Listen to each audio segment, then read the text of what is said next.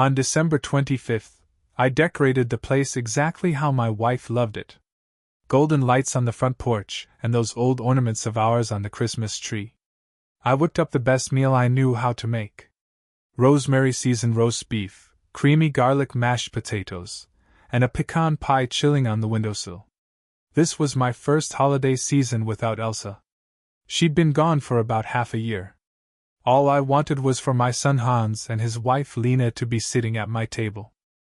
I laid out the good china, lit the candles, and waited. But instead of hearing their car pull into the driveway, a delivery guy came up to my porch with an envelope. Inside was a note that made one thing painfully clear: they hadn't forgotten about me. They just decided to be somewhere else. The young fella couldn't have been a day over 20. He was wearing a red windbreaker, thin gloves, and had that look of impatience you see on people who still have 24 more stops to make before they can call it a day.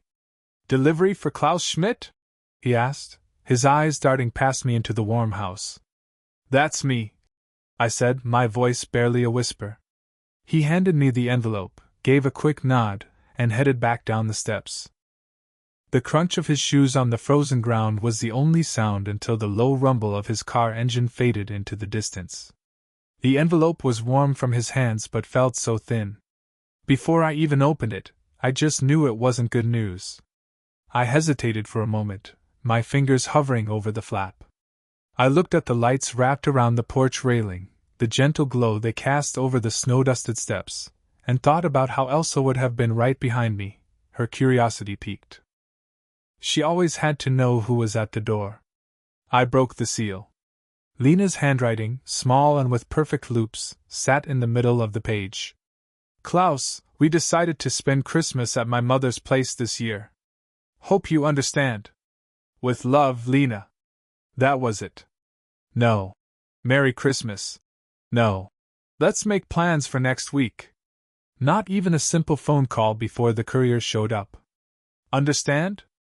I backed into the hallway, shutting the door to keep out the chill. From where I stood, I could see the dining room all lit up under the chandelier. The roast beef was on its platter, still steaming.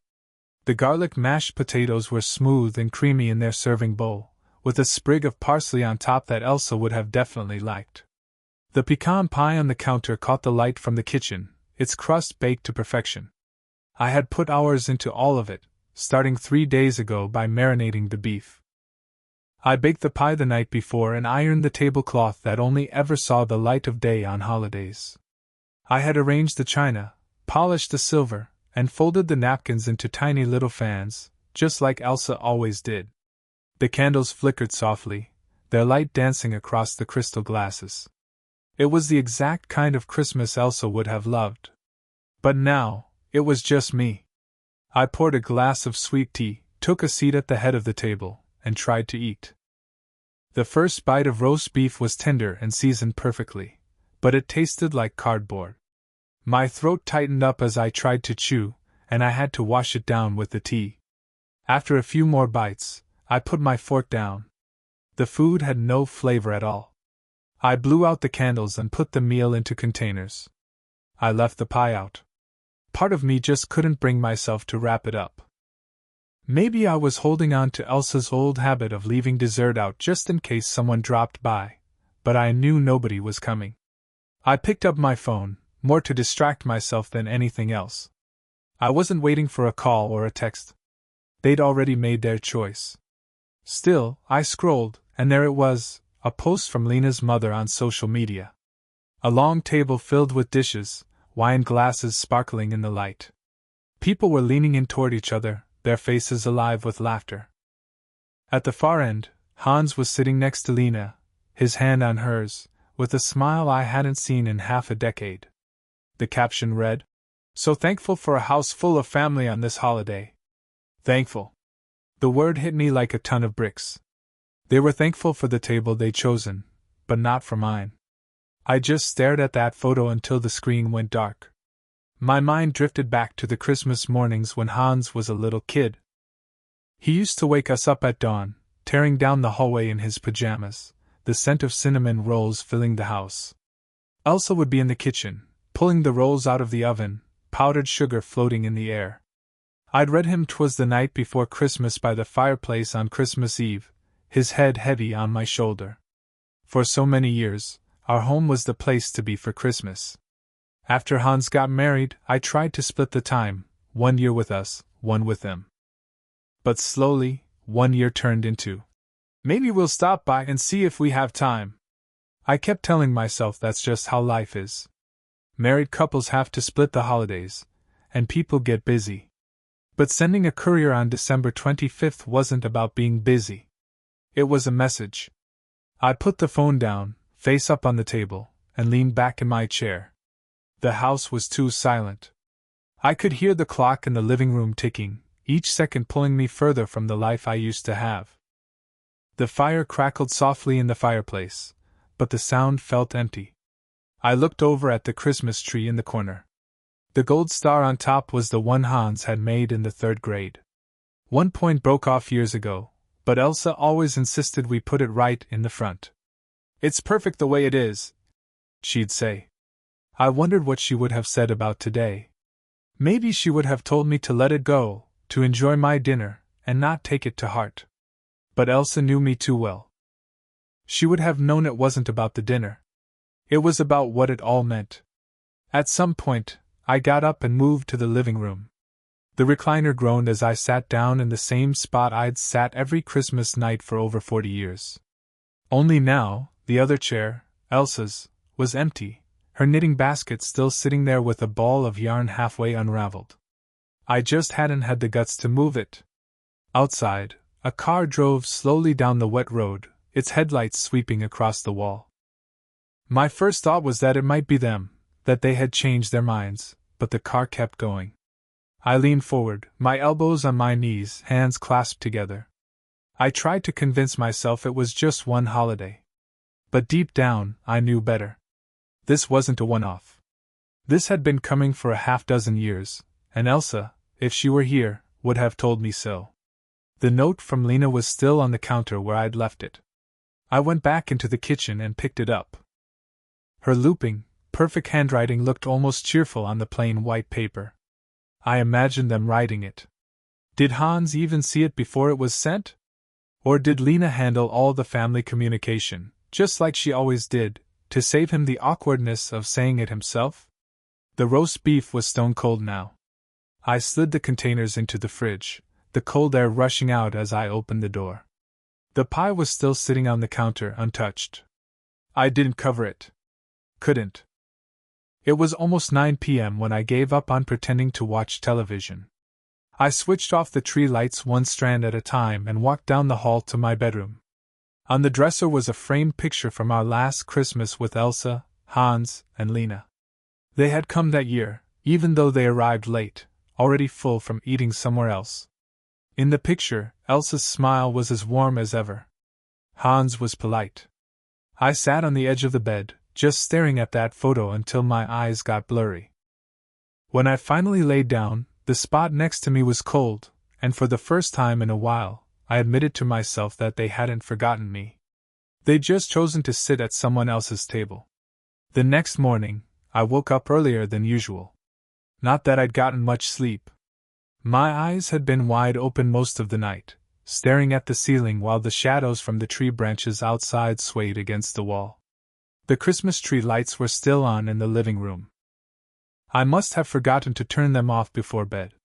They cast a gentle glow over the furniture, but instead of feeling cozy, it made the house look still, like the kind of stillness you see in a photograph, pretty, but lifeless.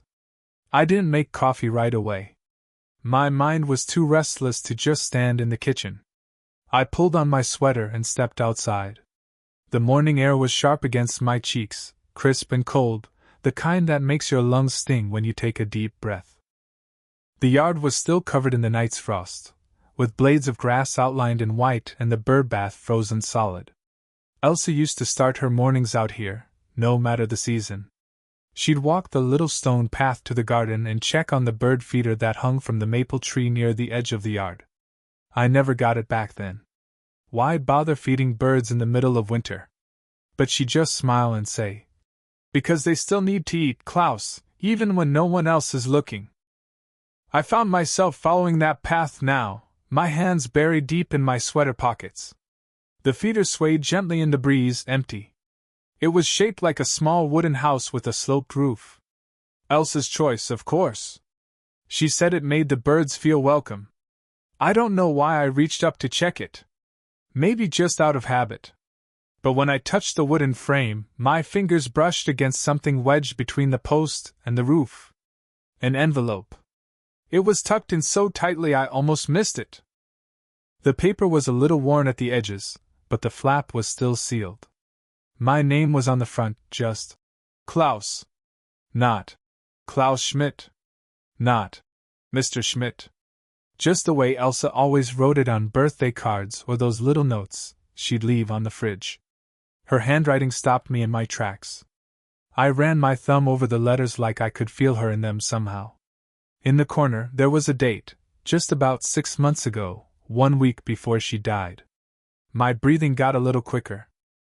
I looked around the yard, as if maybe someone else would be there to tell me what to do, but it was just me, the frost, and the quiet.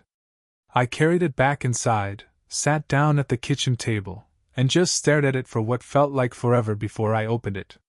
The paper inside was folded neatly, a single page. No greeting, no Merry Christmas. Just straight to the point in Elsa's unmistakable writing. If you're reading this, something has happened that I hoped wouldn't. Go to my desk, the top drawer. There's more. That was it. No explanation, no signature. The chair screeched against the floor as I pushed back and walked down the hall to the study. Elsa's desk had been untouched since the day she passed away. It still had her pen holder, her reading glasses perched on a stack of crossword puzzle books, and a small ceramic dish full of paper clips. I knelt down and pulled open the top drawer. At first, all I saw were the usual things: stationery, notepads, and a half-used pack of stamps. But as I ran my hand along the bottom, my fingers caught on something. Taped to the underside of the drawer was another envelope, this one thicker. I peeled it off carefully. A small brass key was clipped to the outside with a paper clip. Inside, along with the key, was a folded document and another note in Elsa's handwriting. Klaus, if Hans ever shuts you out, this will make sense. You'll find everything you need at the place this key opens. It's yours. It always was. You just didn't know it. I leaned back on my heels, the paper shaking slightly in my hands. She knew. She saw this coming.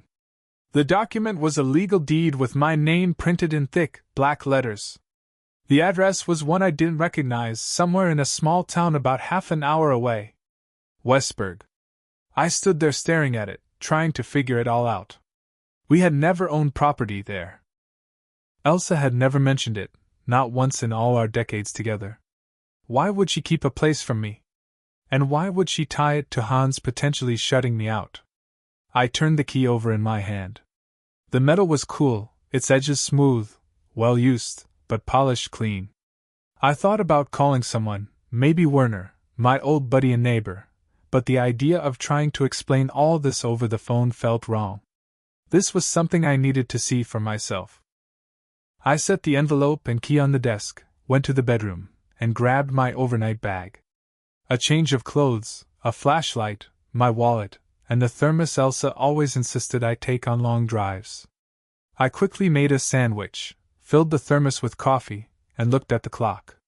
Just after 9 a.m., the winter sun was low, but the roads would be clear enough. As I zipped up the bag, my eyes landed on the chair in the corner. Draped over the back was Elsa's old blue cardigan. She used to wear it while she read in bed, sleeves pushed up, glasses on her nose. I reached out and smoothed the fabric. You really planned ahead, didn't you? I said to the empty room. The drive out of town was silent. I passed the frozen lake, the hardware store where Elsa used to drag me on Saturdays, and miles of bare trees standing like ancient sentinels along the road. Westburg came into view sooner than I expected. A small collection of shops, a diner, and a gas station that looked like it hadn't changed in a generation. The address led me down a gravel road tucked away behind a line of pine trees. I slowed down to read the numbers on the mailboxes until one matched the deed. It was a little white house with blue shutters and a stone porch. Not a dump, but not flash either. I have processed your request to continue the story. The Christmas Courier. From the second part you provided. I will now rewrite this section based on the instructions you gave me previously. Old name, new name. Laura Elsa. David Hans. Melissa Lena.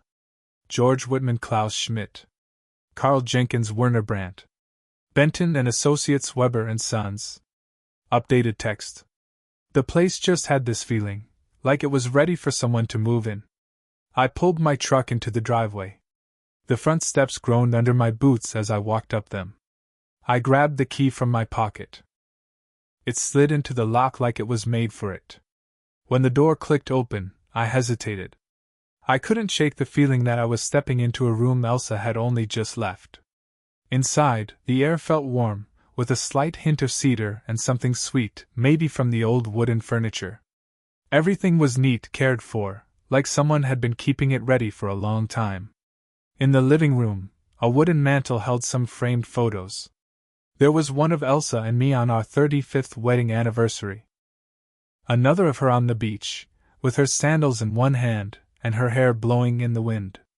Then there was one I'd never seen before, with her sitting on this very porch, a coffee cup in her hand, smiling at someone just out of the frame. The couch was the same style we'd had in our first house. The bookshelf was filled with titles I recognized, arranged in the exact way Elsa used to do it. Mysteries on the top shelf, cookbooks on the bottom. On the coffee table, a folded note was sitting next to a set of coasters. I picked it up. "This is yours in case they ever forget who you are." There was no date, no other words. I sat down slowly, the note still in my hand. She wasn't just talking about a house. She was talking about me, my worth, my place in my own family. And she'd built something just to make sure I never forgot it. I walked into the kitchen. The cabinets had neatly stacked dishes, and the pantry was full of stuff that wouldn't spoil: rice, pasta, and canned vegetables. The refrigerator was unplugged but spotless. On the inside of one of the cabinet doors was a grocery list in Elsa's handwriting: coffee, bread, eggs, sugar.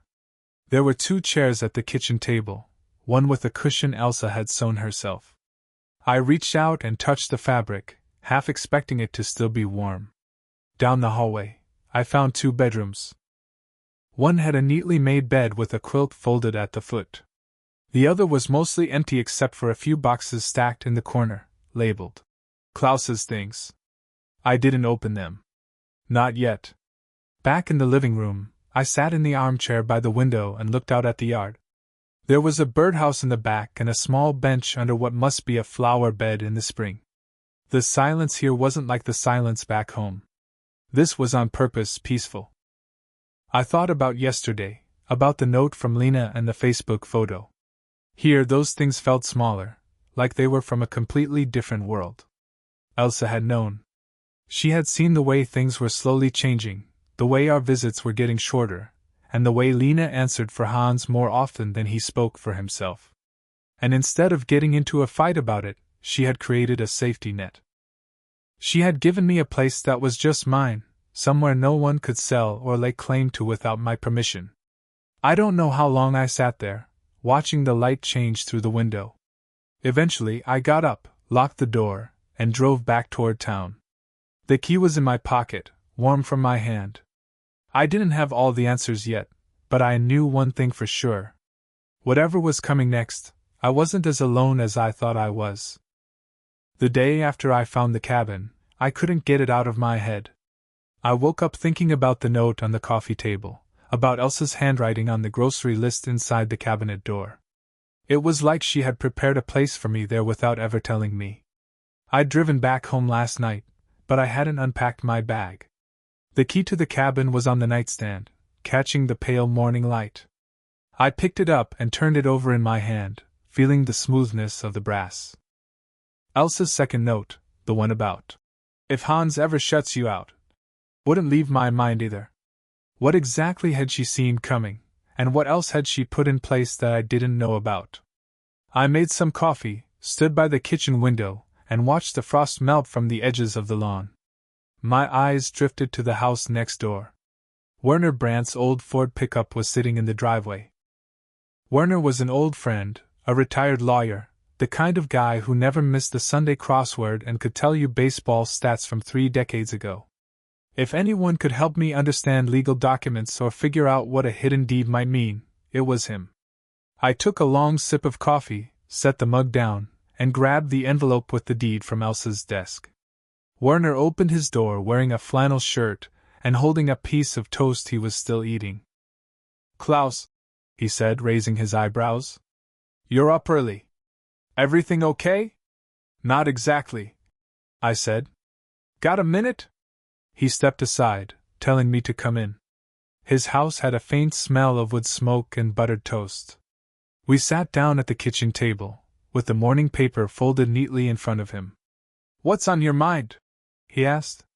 I put the envelope on the table and slid it toward him. He pulled out the deed, adjusted his glasses, and read it without saying a word. When he finally looked up, his eyes were sharper than I'd seen them in years. "Westburg," he said. "Nice little town out that way. This is in your name alone. No co-owner listed. Did you know about this before?" I shook my head. "Never even heard of it until yesterday." Werner tapped the paper. "Well, this is no accident. Your wife set this up to be separate, which means, legally, nobody but you has a claim to it." I leaned back in my chair. "Why would she do that?" Werner gave me a long look. "Why do you think?" I didn't answer right away. The image of Hans and Lena at that other table on Christmas Day flashed in my mind. The note from Lena, the social media post. Werner went on. "Klaus, people don't hide property unless they're protecting it from taxes, creditors, or family disputes." I frowned. Family disputes. He folded his hands. "You want me to be blunt?" "Please."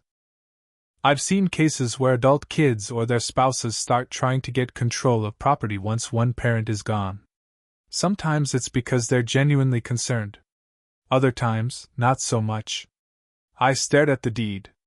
Elsa had thought ahead even further than I had realized. "There's more," I said, pulling out the smaller note from the envelope. I slid it across to him. Werner read it, then sat back in his chair. "She was making sure you had choices. This cabin is yours. No strings attached. If, God forbid, things with Hans get complicated, you have somewhere to go. Somewhere they can't touch." I let out a breath I didn't realize I'd been holding. She saw it coming. "Klaus," Werner said. "Elsa was smart. She probably noticed things you didn't want to see." I thought about all the times Lena had spoken for Hans. The way she had suggested they handle my mail when I had surgery a couple of years ago. The way she had offered to help with the bills when Elsa was in the hospital. I politely declined her help. Werner took a sip of his coffee. "You should check if there's more. If she went to all the trouble of transferring property, she might have set up other protections." I nodded slowly.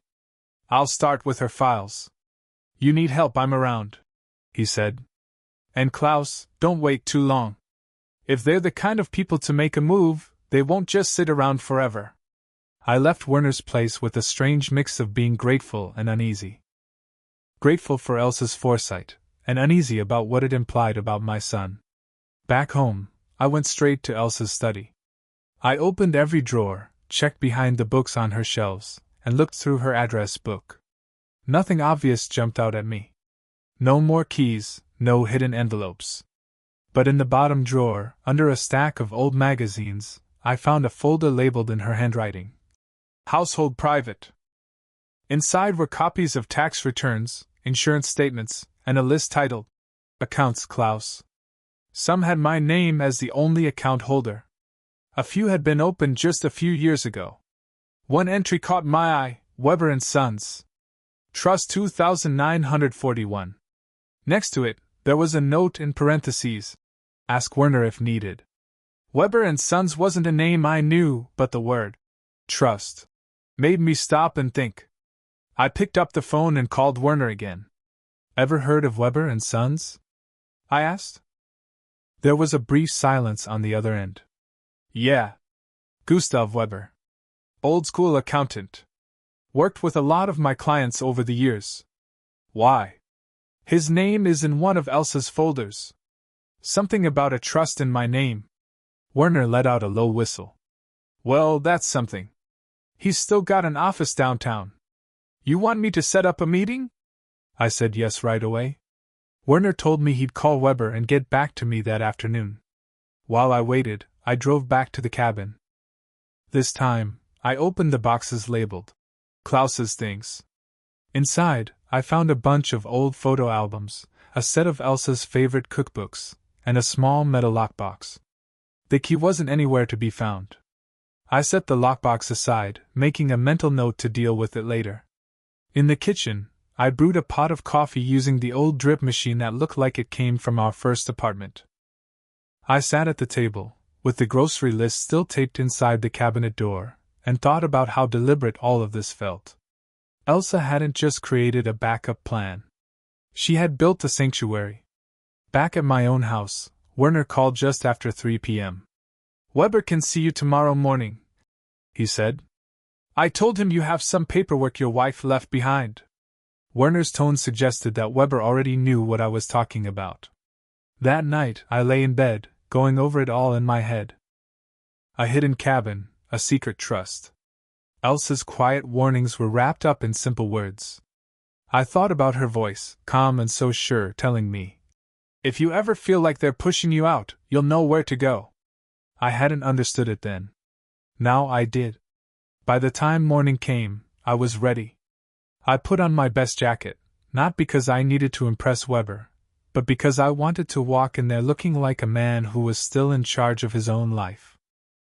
The office was in a modest brick building above a bakery. The smell of fresh bread floated up the stairwell as I walked up. The reception area was simple: 2 chairs, a desk, and a wall of filing cabinets. Gustav Weber himself came out to greet me. He was in his late 60s, a slim man with sharp eyes behind a pair of wire-rimmed glasses. Mr. Schmidt, he said, shaking my hand firmly. Come on back. His office was lined with bookshelves, each one filled with binders labeled by year. We sat at a small table by the window. I understand Elsa left you some documents, he began. I handed him the folder. He looked through it, nodding at certain pages.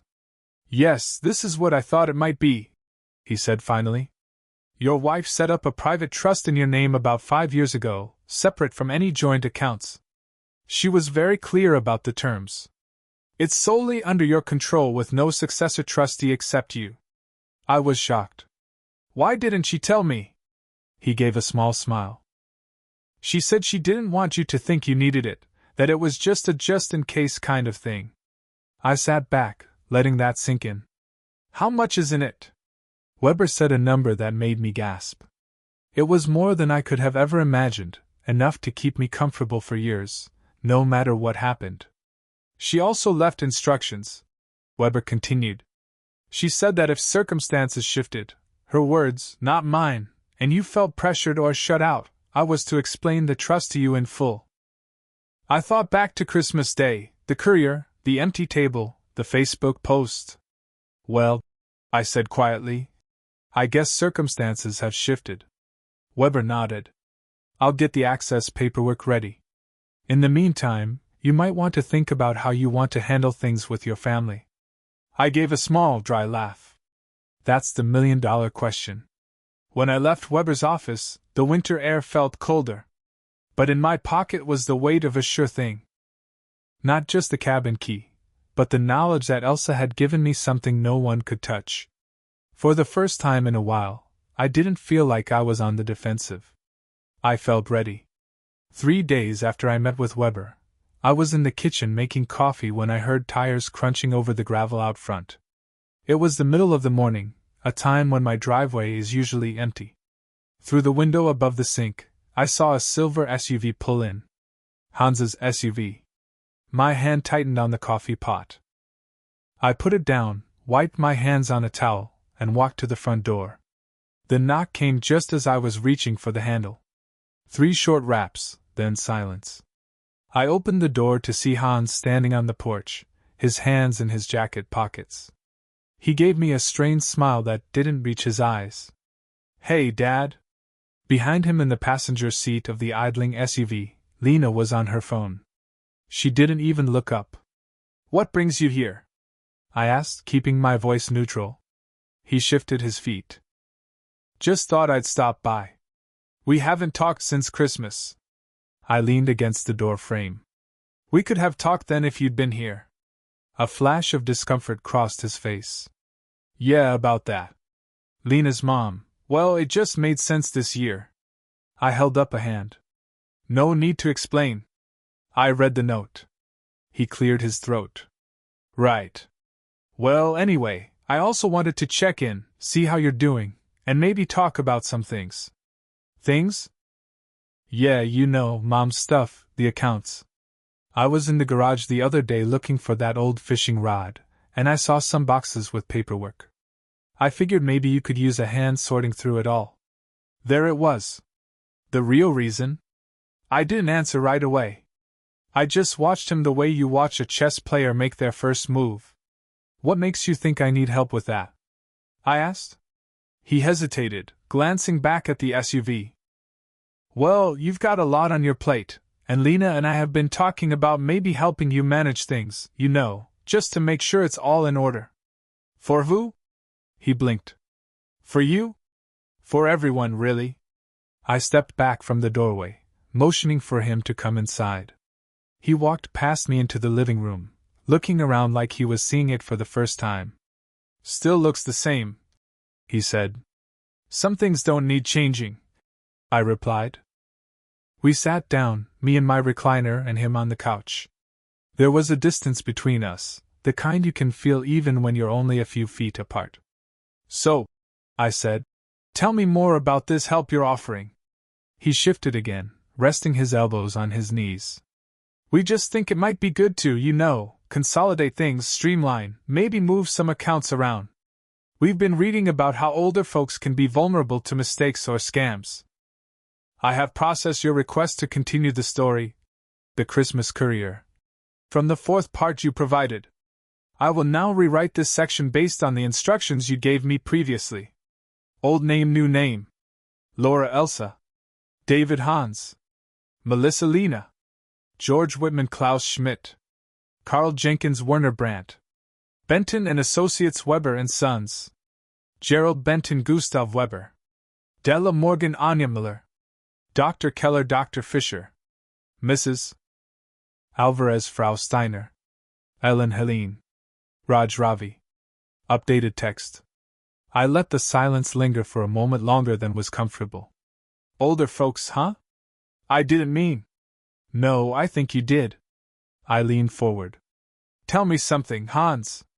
Did you know Lena forged my name on a $15,000 check a couple of years ago?" His head snapped up. "What?" "No. Don't lie. I know it went to a contractor in Tennessee for one of her rental properties." He looked away, his jaw tightening. That was all the answer I needed. "You weren't checking in on me," I said quietly. "You were checking on what I have." "Dad, it's not like that. For you, maybe it isn't. But from where I'm standing, it looks a lot like you're trying to take over before you're even invited." He ran a hand over his face. "We just don't want things to get messy down the line." "Messy for who?" He didn't answer. Out the window, Lena was still in the SUV, her phone pressed to her ear. She hadn't looked at the house once since they'd pulled up. "She's not coming in?" I asked. Hans shook his head. "She thought it'd be better if I talked to you alone. She's probably worried I'll say too much." He frowned. "You're overthinking this." I sat back. "No, I'm finally thinking clearly." I let that hang between us. The clock on the wall ticked softly. "I don't need help managing anything," I said at last. "Your mother made sure of that."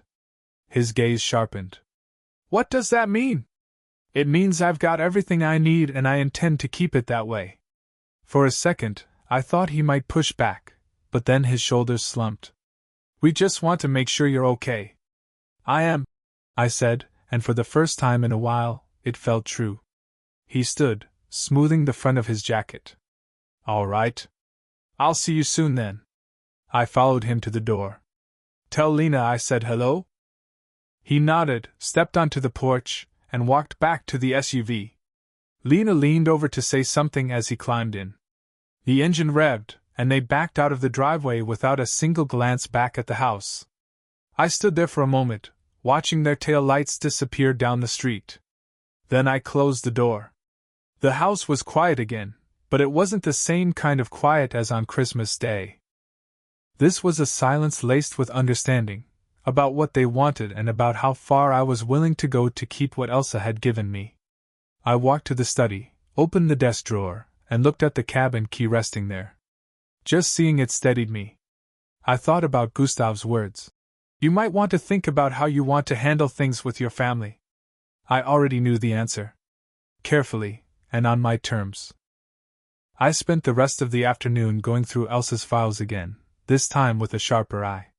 In one folder, I found a list of names, people I knew and some I didn't. Next to Werner's name, she'd written trustworthy.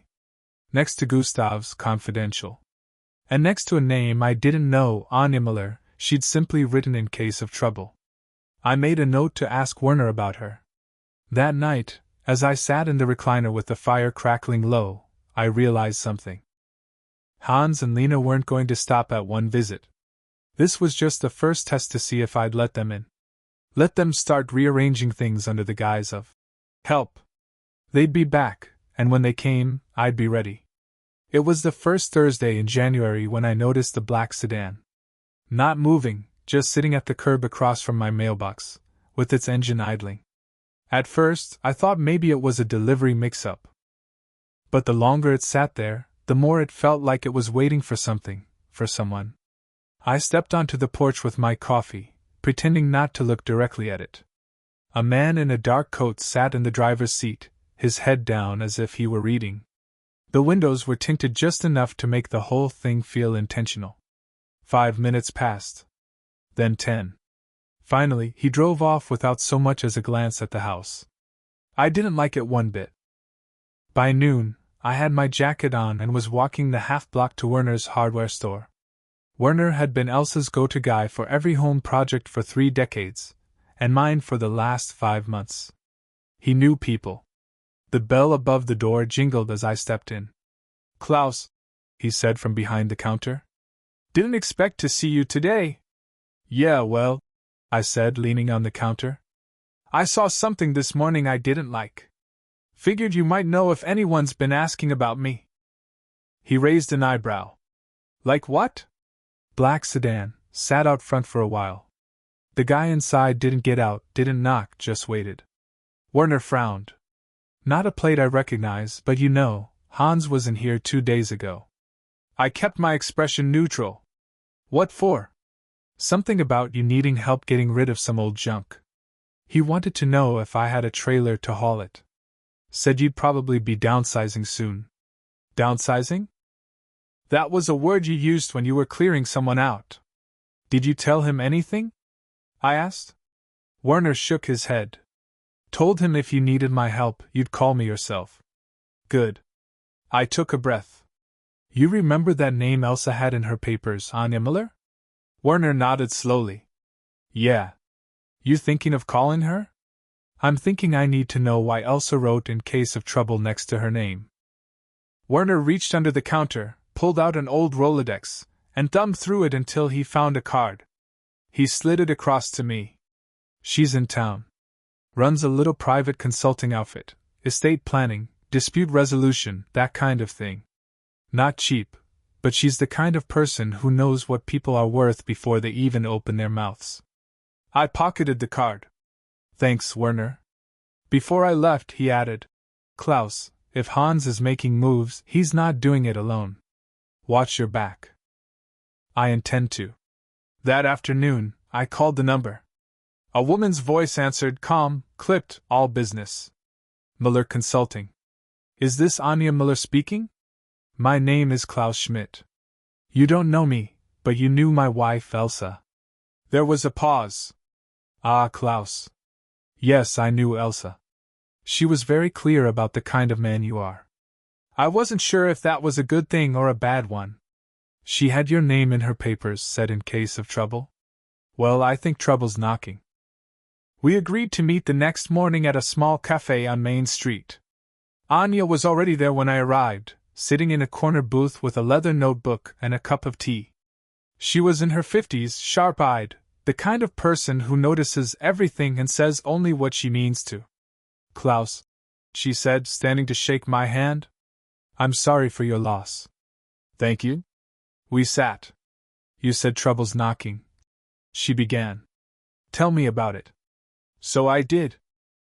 Christmas, the note, the visit from Hans, the forged check I'd discovered months earlier, and now the black sedan.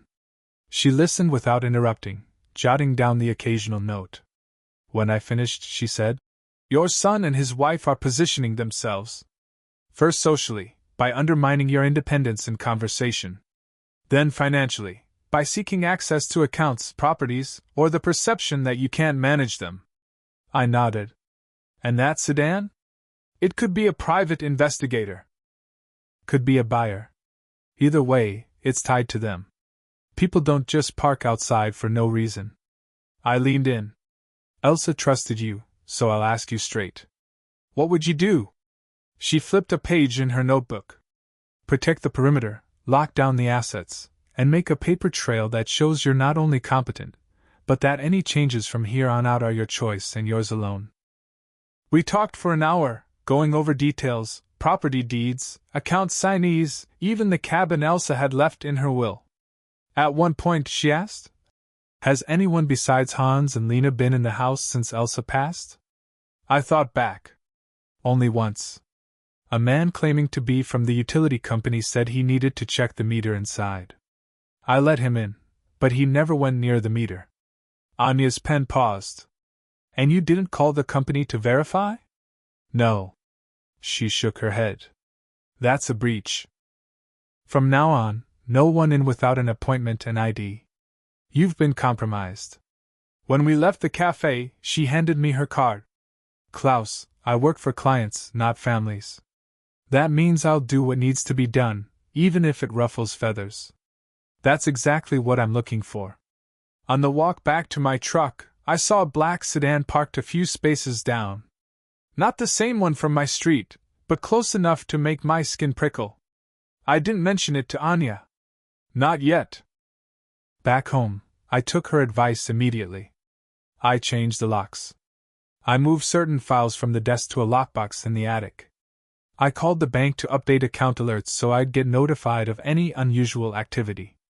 That evening, while sorting through Elsa's folders again, I found something I'd missed before, a sealed envelope with my name in her handwriting. I opened it carefully. Inside was a single page. If you're reading this, it means you've seen what I saw coming. Trust Anya. And don't be afraid to let them think they're winning until you're ready to show them they're not. I sat there for a long time, the fire dying in the hearth, thinking about how well she'd known me and them. Outside, somewhere down the street, an engine idled for a few seconds before fading into the distance. Trouble wasn't just knocking anymore. It was circling, and I had just found my first real ally. It started with a knock, not the polite three-tap kind. This was sharp, official. I opened the door to find a man in a beige windbreaker holding a clipboard. Mr. Schmidt? He asked. Yes. I'm here to deliver a notice from the county court. You'll want to read it carefully. He handed me a thick envelope and walked away without waiting for a signature. Inside was a petition. A petition for guardianship. My guardianship, filed by Hans Schmidt and Lena Schmidt. I read the lines twice, then a third time. They claimed I was no longer capable of managing my personal or financial affairs due to declining cognitive function. They'd listed examples: an unpaid utility bill, confusion with banking passwords, and an incident of leaving the stove on. Half of it was lies. The other half was half-truths stretched until they snapped. I called Anya immediately. She picked up on the second ring.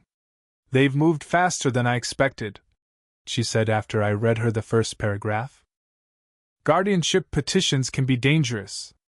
They're easier to get than most people think, especially if the court believes you're isolated. I'm not isolated, I said.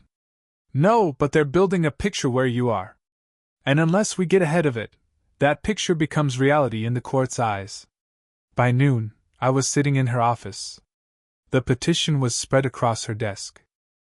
They've even listed the cabin, I said, tapping the last page, claiming it's at risk of neglect if left under my control. Anya made a small note in her book. This isn't just about your independence. They want to unlock the assets attached to that cabin, probably as collateral for something else. She stood, crossed to a filing cabinet, and pulled out a folder. This is what we do, she said. We create our own paper trail, medical clearance proving you're competent, documented records of you managing your accounts, and witnesses who can testify to your clarity and decision-making. I frowned. Witnesses? Yes. People who can say they've seen you read contracts, make purchases, and manage property without assistance. Every little thing counts. If we give the court a stack of evidence thicker than theirs, we win before the hearing even starts. And if we lose? Her eyes met mine. Then you lose control of everything. But we're not going to lose. The first stop was the bank. I knew the manager, Frau Steiner. Elsa and I had done business with her for years. She greeted me with her usual warmth. Klaus, what can I do for you?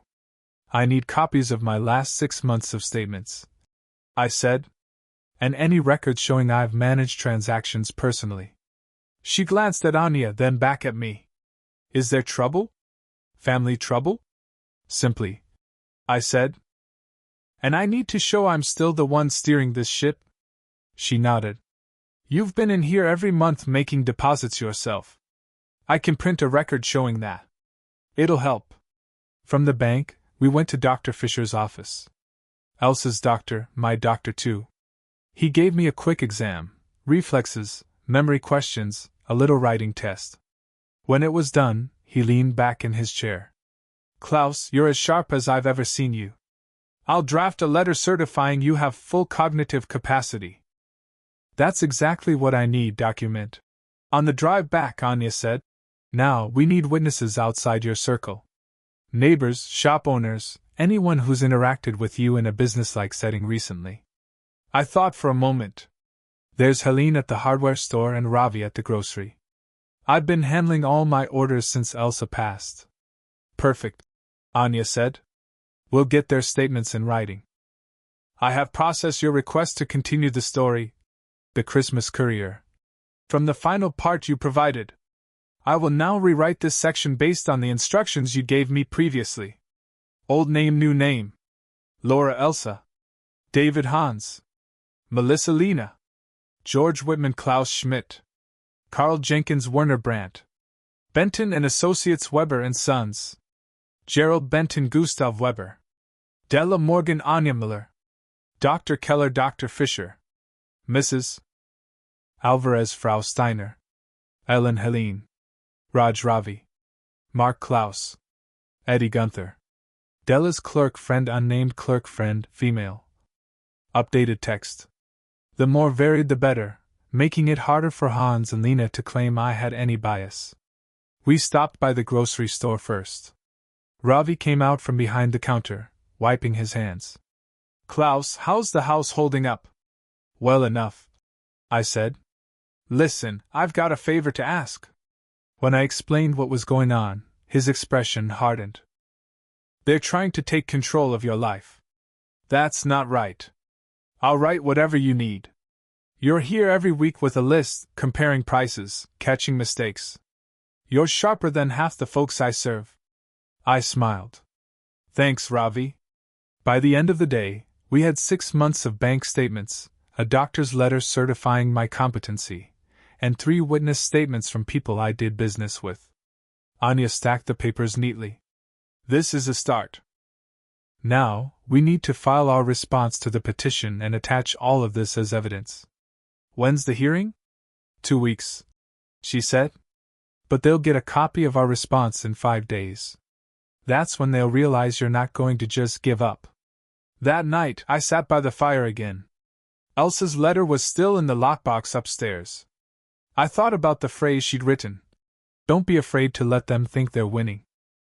I wondered if Hans and Lena thought the petition was their master stroke. Maybe it was, but master strokes cut both ways. 3 days later, Werner called me. Klaus, you might want to know Hans was in here again. He bought a lockbox. Told me he needed to keep important papers safe before a big change in the family. Did he say what kind of change? Werner hesitated. He said, and I quote, once Dad's affairs are settled, things will move fast. I hung up and called Anya. They're not just preparing to win, I said. They're preparing to move in the second they think they've got it. Good, she said. Let them think that. It'll make what's coming hit twice as hard. 2 days before the deadline to respond to the petition, I walked into the clerk's office with Anya and handed over a sealed envelope almost as thick as the one I'd been served. The clerk stamped it, filed it, and gave me a copy.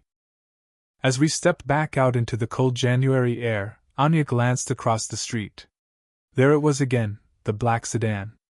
Only this time, the window rolled down. Hans was in the passenger seat. He looked at me, smiled like he'd already won, and tapped the side of his head. I smiled back, because in that moment, I knew something he didn't. The paper trail was already working against him. 2 days after we filed the response, I was trimming the roses in the front yard when I saw a familiar black sedan slow to a stop in front of my house. Hans stepped out, shutting the door harder than he needed to. He didn't even look at the flowers, Elsa's flowers. He just walked straight up the path with the kind of quick, tense strides that told me he'd been rehearsing this moment in his head. Dad, he said, his voice clipped. Hans. The air between us was cold, and not just from January.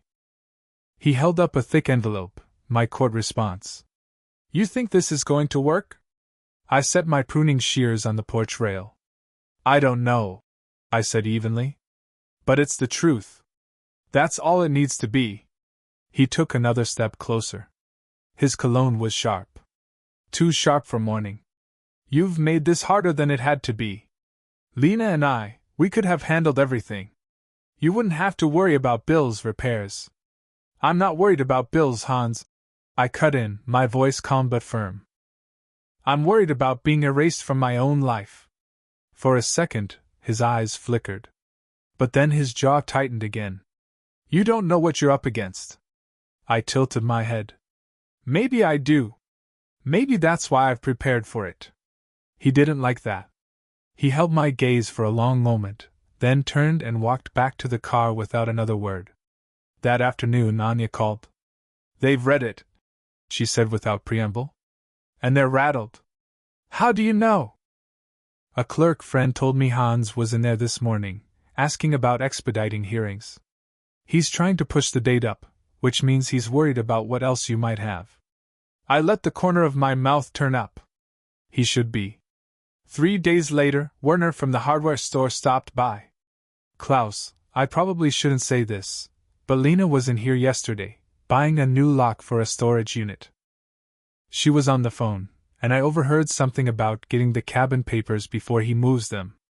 I raised an eyebrow. Storage unit? Werner nodded. Over on Ridgeway, the kind with drive-up access.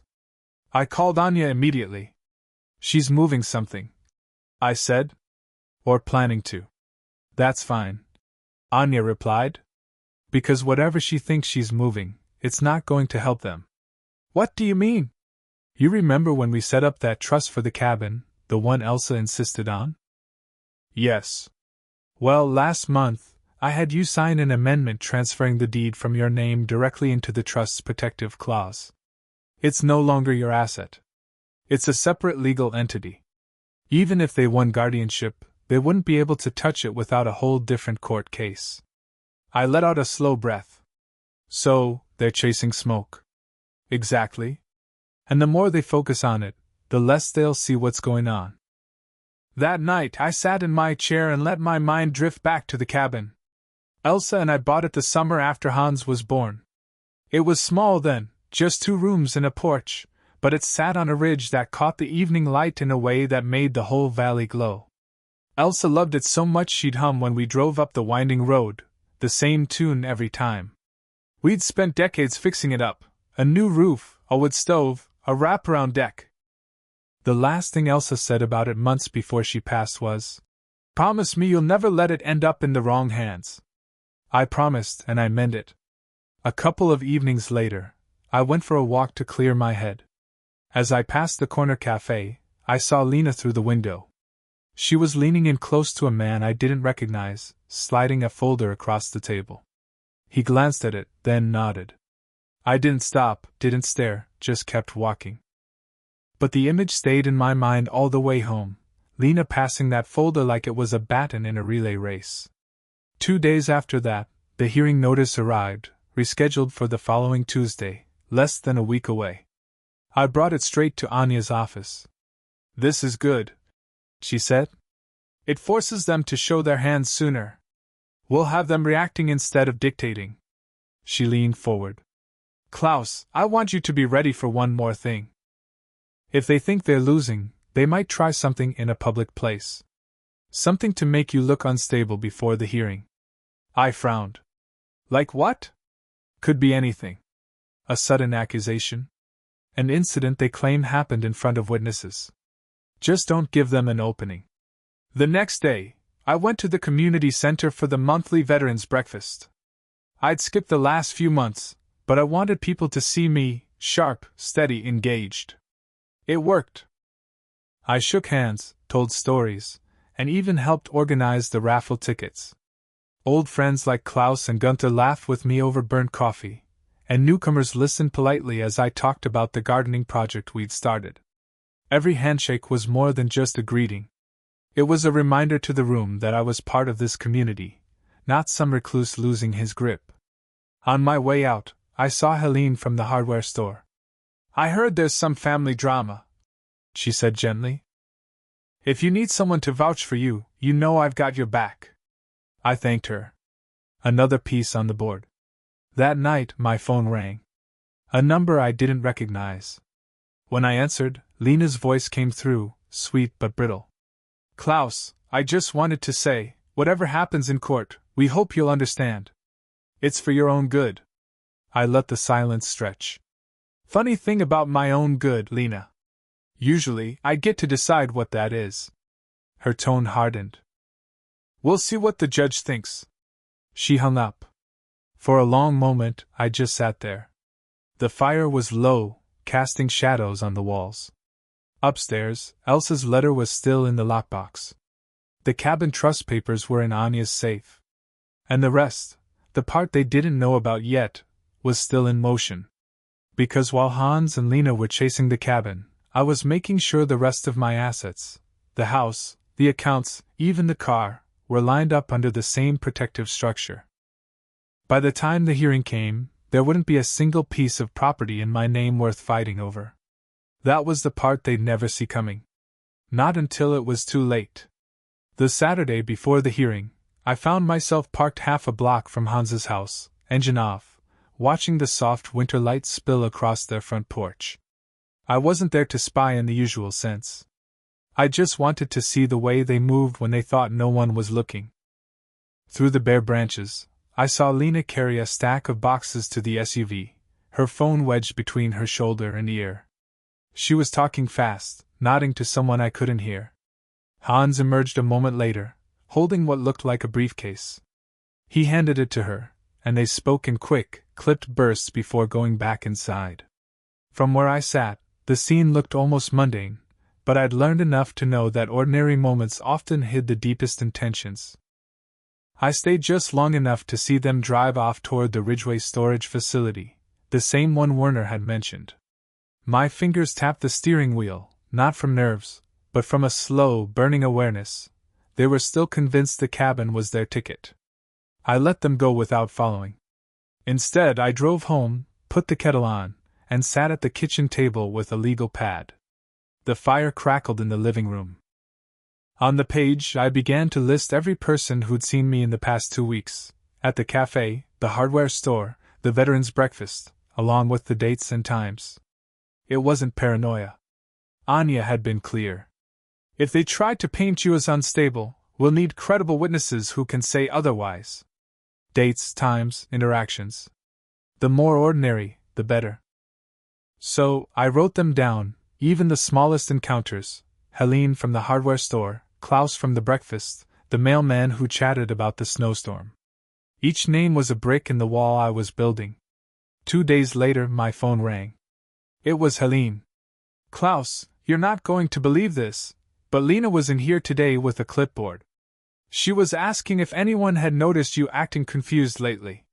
I kept my tone light. And what did you tell her? That you've been sharper than most of the folks half your age.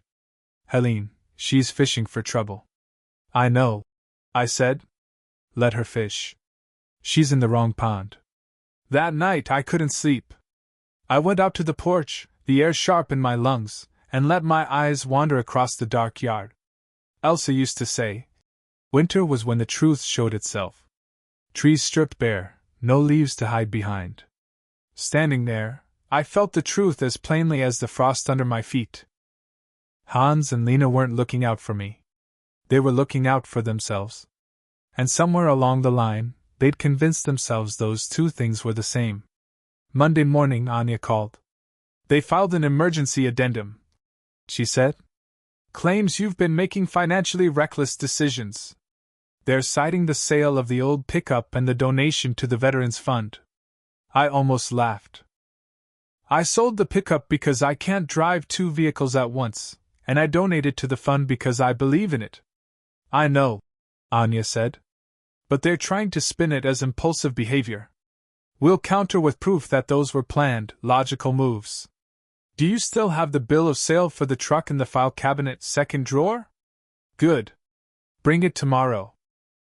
That afternoon, while sorting through the file cabinet, I found something I hadn't looked at in months: a photograph of Elsa and me on the cabin deck taken the summer before Hans got married. Her hair was caught by the wind, her smile easy. Hans had been there that weekend too, though in the photo, he stood off to the side, checking his phone. I remember thinking even then that he was already drifting into Lena's orbit. She had a way of pulling people in, making them believe her approval was the most valuable thing they could own. Tuesday evening, as I was locking up for the night, there was a knock at the door. When I opened it, Hans stood there, hands in his coat pockets. Dad, he began. We're hosting a little get-together tomorrow night. Friends, neighbors. Lena thought you might like to come. I studied him. Tomorrow night? That's the night before the hearing. He smiled, but it didn't reach his eyes. Exactly. A chance to clear the air, show everyone we're all on the same page. The invitation was less about hospitality and more about optics. I could see it as plain as the frost on the window. If I showed up and said something they could twist, they'd have their proof. If I didn't show, they'd say I was isolating myself. I'll think about it, I said. That night I called Anya. Don't go, she advised immediately. They're setting the stage. Any friendly gathering the night before a hearing isn't friendly. So I didn't go. Instead, I made sure I was seen elsewhere, at the Veterans Center, helping unload donated coats, chatting with people who'd remember exactly where I was. The morning of the gathering, I passed by Hans's Street on my way back from the store. Cars lined the block. Through the window, I saw Lena in a bright red dress, laughing with a group of neighbors. Hans was pouring drinks. Now and then, one of them would glance toward the door, like they were waiting for someone, me, I guessed. I kept driving. The next day, Werner stopped me outside the post office.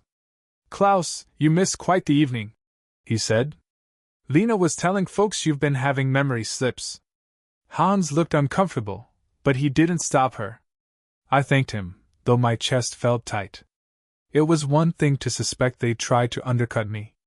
It was another to hear how casually they'd done it. That night, I went through the folder one more time. Every receipt, every notarized document, every statement from friends and neighbors, it was all there. And tucked between the pages was the trust document for the cabin, a silent reminder that not everything they wanted was within reach. Before bed, I wrote a note and slipped it into my inside jacket pocket for the next day. It wasn't for the court. It was for me. 4 words. Elsa would be proud. I wanted to carry them with me, a shield against whatever storm Hans and Lena were planning to bring into that courtroom.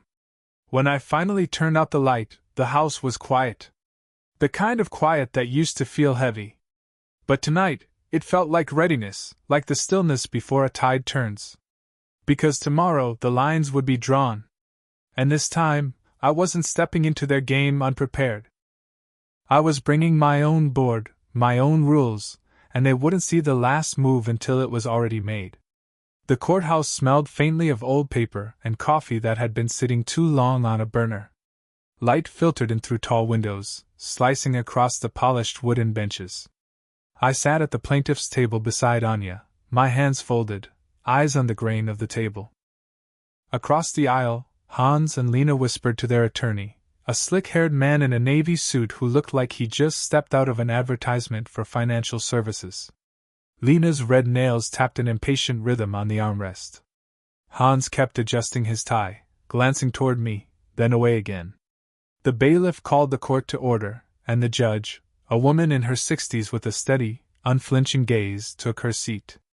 She scanned the docket, then looked directly at the attorneys. "Let's proceed," she said. Hans's attorney went first. His voice was smooth, almost rehearsed. "Your Honor, my clients are deeply concerned for the well-being of Mr. Schmidt. They've observed patterns of erratic decision-making, selling valuable assets, making large donations without consulting family, and most notably, attempting to transfer property under questionable circumstances. They fear for his ability to manage his affairs and wish to be appointed as his legal guardians to ensure his safety and preserve his estate."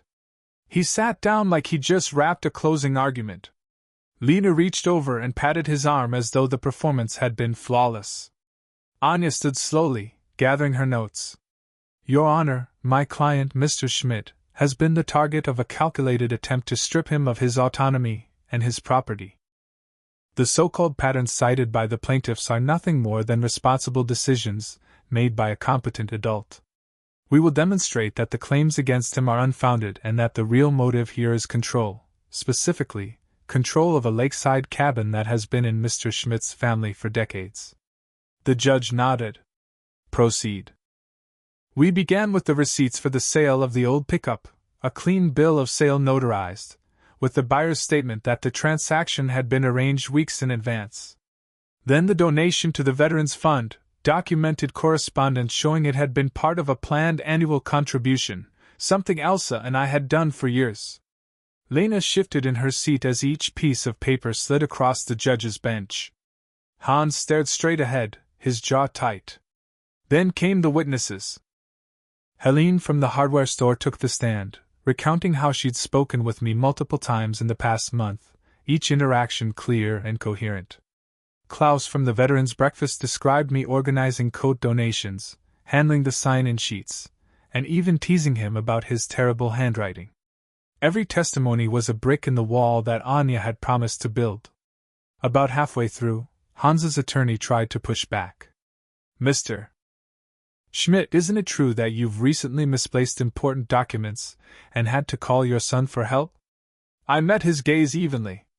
"I misplaced the utility bill. Found it 10 minutes later under the newspaper. If that's grounds for incompetence, Your Honor, then half the state should be in guardianship." A ripple of quiet laughter ran through the courtroom. Even the judge's mouth twitched. But the real turning point came when Anya called Werner. He took the stand, broad-shouldered in his pressed flannel, and swore in. "Mr. Brandt," Anya began, "you mentioned to me that you witnessed a conversation at the storage facility involving the plaintiffs. Could you share that with the court?" Werner nodded. "Yes, ma'am. I was there dropping off some tools. I overheard Lena telling Hans that once they had the papers signed, they could list the cabin and split the money before spring. She said, and I quote, 'He'll thank us later when he's somewhere safe.'"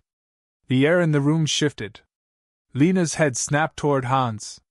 Hans's face flushed crimson. Their attorney objected, but the judge overruled. "Mr. Brandt, the judge said.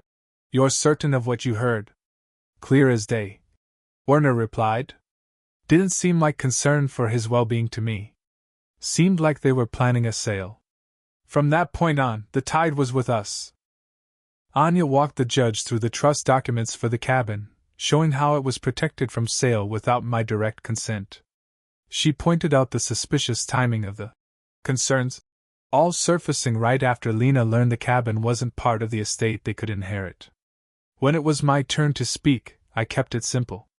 I'm 72 years old. I've worked my whole life, served my country, and paid my bills on time. I am not perfect, but I am capable of making my own decisions. My wife and I built that cabin as a place for family, not as a bargaining chip. If my son and daughter-in-law cannot accept that, that's their choice, but they do not get to take mine. The judge sat back, silent for a long moment. Then she spoke.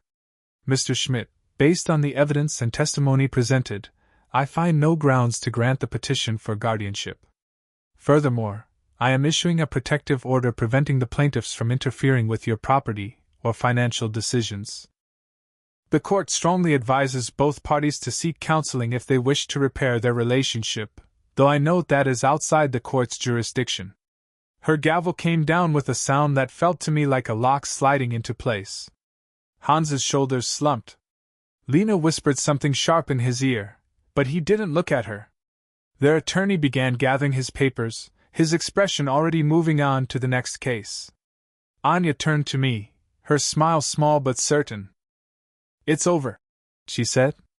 Walking out of that courthouse, the winter sun felt warmer than it had any right to be. The cold air hit my lungs, clean and sharp. I watched Hans and Lena ahead of us, their steps quick, their heads close together. They didn't look back. Werner clapped me on the shoulder. You held your ground, Klaus. Elsa would be proud. I nodded, my throat too tight for words. That night, I sat at the kitchen table with a mug of tea, the house quiet around me. The legal victory was satisfying, yes, but more than that, it was the knowing, the unshakable truth that I hadn't been erased, that my voice still carried weight. On the counter, the photograph of Elsa caught the lamplight. I imagined her smile, not triumphant, but steady, like the lake on a windless morning. I didn't celebrate with champagne or a fancy dinner. I just went to bed, knowing that when I woke up, my life was still mine. And for now, that was enough. The morning after the court's decision, I woke before sunrise. Old habits die hard.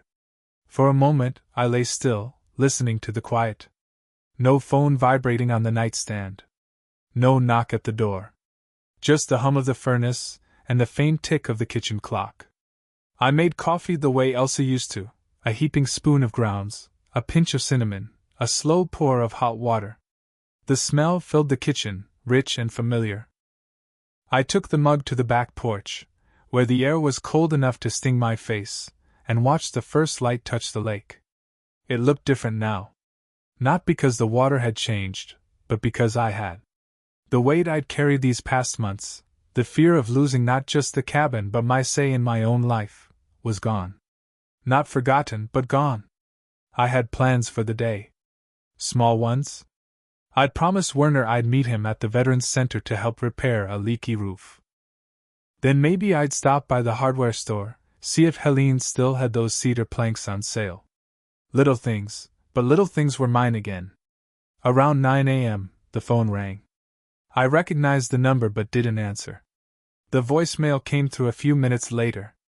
Hans's voice, clipped and careful. Dad, we need to talk. Lena and we made mistakes. Call me. I set the phone down on the counter. I didn't delete the message, but I didn't call back either. Not yet. I'd spent too many months reacting to their moves. Now I was moving on my terms. Later that morning, I drove to the cabin. Snow crunched under the tires as I turned onto the narrow road. The place stood just as I'd left it, pine trees bending under their white weight. The porch was swept clean from my last visit. I unlocked the door, and the familiar creak of the hinges felt like a greeting. Inside, the air was cold, but the sight warmed me. The quilt Elsa had made still lay folded over the couch. The photo of us on the day we broke ground, me in work boots, her in a sun hat, hung by the mantel. I built a fire the old way, stacking kindling just so. The flames caught quickly, snapping and sending up the first ribbons of heat. I sat back, letting it sink into my bones. At noon, Werner arrived with a thermos of chili and 2 beers.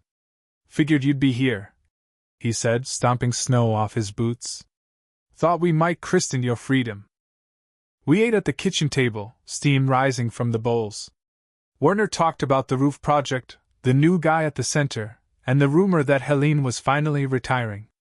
Normal talk. It felt good. When he left, I walked down to the dock. The lake was half frozen, the ice catching the pale sun. I thought about the winters Elsa and I had spent here, skating until our toes went numb, then warming up by the fire. She'd always said this place had a heartbeat. Maybe she was right. Maybe that heartbeat was what kept me fighting. A few days later, I got a letter in the mail, not from Hans, but from Lena. It was handwritten, 3 pages. She wrote about her upbringing, about watching her parents fight over property, about wanting security for her and Hans. She admitted she'd handled things poorly but never quite apologized. She asked if we could find a way forward. I read it twice, then I folded it neatly and put it in the drawer with the rest of the winter firewood receipts. Some things could wait. Because while they were busy thinking about my assets, I'd been thinking about my life. The week after the hearing, I met with Anya again. We sat in her office, papers spread across the desk. "You're all squared away, Klaus," she said. "The trust is airtight. No one touches the cabin without your say." I nodded. "Good. But I want to take it a step further." She raised an eyebrow. "How so?" "I want to set it up so that after I'm gone, the cabin becomes a retreat for veterans and their families. No sale, no private ownership. It stays what it's always been, a place for people to feel whole." Her smile was slow but genuine. "That can be done. And that's how I found myself spending January and February, not worrying about who might take from me, but building something that would outlast all of us." In March, I hosted the first weekend retreat. 10 vets, some with spouses, a few with kids. We cooked over the fire pit, swapped stories, and fixed the old snowmobile. One night, a young father told me it was the first time in years he'd felt like his family belonged somewhere. I didn't say much, just nodded. But inside, something eased even more. Spring came and with it an unexpected knock on my cabin door. I opened it to find Hans standing there alone, hands in his jacket pockets. "Dad," he said, his voice quieter than I remembered. "I heard about what you're doing here with the vets. I think it's good." We stood there for a moment, the silence heavy but not sharp. "I'm not here to ask for anything," he added. "Just to say I'm sorry." It wasn't enough to undo what had been done, but it was a start. After he left, I walked down to the dock again. The lake was thawing, the ice breaking into glittering shards. I thought about Elsa, about the Christmas that had started all this, about the envelope that had once felt like the end of something. Now I saw it for what it was, the start. The revenge had been quiet, legal, and complete. But the real victory was this, sitting on my dock in my own life, knowing I had chosen every step that led me here. The lake lapped softly against the shore. Somewhere a loon called, and for the first time in a long while, I felt at peace. That was my ending and my beginning. Thank you for joining me on this journey. If you like this story, please like this video, subscribe to the channel, and share your impressions of this story in the comments. To listen to the next story, click on the playlist now showing on your screen.